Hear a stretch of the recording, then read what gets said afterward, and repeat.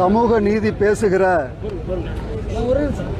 தமிழ்நாடு அரசு சமூக நீதிக்கு எதிரான மாபெரும் குற்றத்தை இழைத்திருக்கிறது. கடந்த சட்டமன்ற கூட்டத்தொடரில் யாருக்கும் தெரியாமல் ஒட்டுமொத்த தமிழக மக்களையும் ஏமாற்றி அவசரமாக ஒரு அயோக்கியத்தனமான ஏழை மாணவர்களினுடைய கல்வியை அடியோடு அழிக்கின்ற விதமாக பல்கலைக்கழக சட்ட திருத்தத்தை கொண்டு வந்திருக்கிறார்கள். இது தமிழ்நாட்டில் இருக்கின்ற அரசு உதவி பெறும் கல்லூரிகள், சாதாரண கல்லூரிகள் இல்ல, 75 வருஷம் 100 வருஷம் பாரம்பரியமிக்க கல்லூரிகள். அந்த கல்லூரியில் படிச்சா தான் மாணவனுக்கு வேலை கிடைக்கும். எங்கேயோ மூலையில் இருக்கிற கல்லூரியில் படிச்சா சர்டிபிகேட் மட்டும் வச்சுக்கலாம், வேலை கிடைக்காது. ஆனா இவ்வளவு தரம் வாய்ந்த கல்லூரி ஒரு ஏழை மாணவன் 5000 10,000 ஃபீஸ் கட்டி படிச்சிருவான். இனிமேல் அப்படிப்பட்ட வாய்ப்பு அடியோடு அழிந்து போகின்ற வகையில், ஏழை மாணவர்களே கல்வி கிடைக்கின்ற வாய்ப்பு அறவே அழியோடு அழிக்கின்ற வகையில் தமிழ்நாடு அரசு இந்த சட்டத்தை போட்டிருக்கிறது. இந்த சட்டம் என்ன பண்ணுதுன்னா, அரசு உதவி பெறும் கல்லூரிகள் எல்லாமே தனியார் பல்கலைக்கழகம் ஆயிரும்.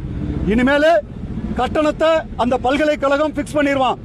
மாணவர் சேர்க்கை இப்போ 69% கவுன்சிலிங் வழியா தமிழ்நாட்டில் இருக்கக்கூடிய ஏழை மாணவர்கள் நல்லா படிக்கிறவன் கவுன்சிலிங் வழியா உள்ள வந்துருவான். ஒரு PhD tech, CIT, Madurai Thyagaraja college, இந்த மாதிரி காலேஜில் உள்ள போயிடுவான். இனிமேல் அப்படியான வாய்ப்பு கிடையாது. சென்னையில் இருக்கக்கூடிய arts and science college, Laila college, தமிழ்நாட்டினுடைய தலை சிறந்த கல்லூரிகளில் ஏழை மாணவன் குறைந்த கட்டணத்தில் சேர முடியும். கட்டணம் மட்டும் இல்ல, அந்த கல்லூரியில் சேரவே இனிமேல் முடியாது அப்படிங்கிற ஒரு சூழ்நிலையை தமிழ்நாடு அரசு ஏற்படுத்தி இருக்கிறது.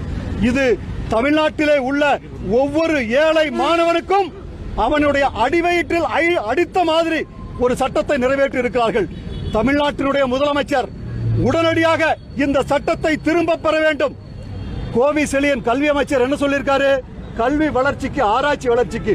முட்டாள் அமைச்சர் அவர்களே, கல்வி வளர்ச்சியா? இதுவரை இந்தியாவில் எந்த தனியார் கல்லூரி ஆராய்ச்சியிலே, பல்கலைக்கழகம் ஆராய்ச்சியிலே சிறந்திருக்கிறார்கள்? எங்களை எல்லாம் ஏமாத்தாதீங்க. எந்த அறிவியல் வளர்ச்சியும் கிடையாது, எந்த கல்வி வளர்ச்சியும் கிடையாது. தனியார் பல்கலைக்கழகம், தனியாரினுடைய பணத்தை பெருக்குவதற்காக நீங்கள் இந்த சட்டத்தை கொண்டு வந்திருக்கிறீர்கள். எத்தனை கல்லூரியில் எத்தனை பணத்தை நீங்கள் எதிர்பார்த்து காத்திருக்கிறீர்கள் என்பது தமிழ்நாட்டு மக்களுக்கு புரிந்து போய் கொண்டிருக்கின்றது. ஆதலால் தமிழ்நாட்டினுடைய முதலமைச்சர் அவர்களே, மிகப்பெரிய அபாயத்தை நீங்கள் தொட்டிருக்கிறீர்கள். மாணவர்கள் பெரும் திரளாக கூடி மிகப்பெரிய அளவில் போராட்டத்தை நடத்த இருக்கிறார்கள். இந்த சட்டத்தை நீங்கள் அடியோடு ரத்து செய்ய வேண்டும், வாபஸ் பெற வேண்டும் என்று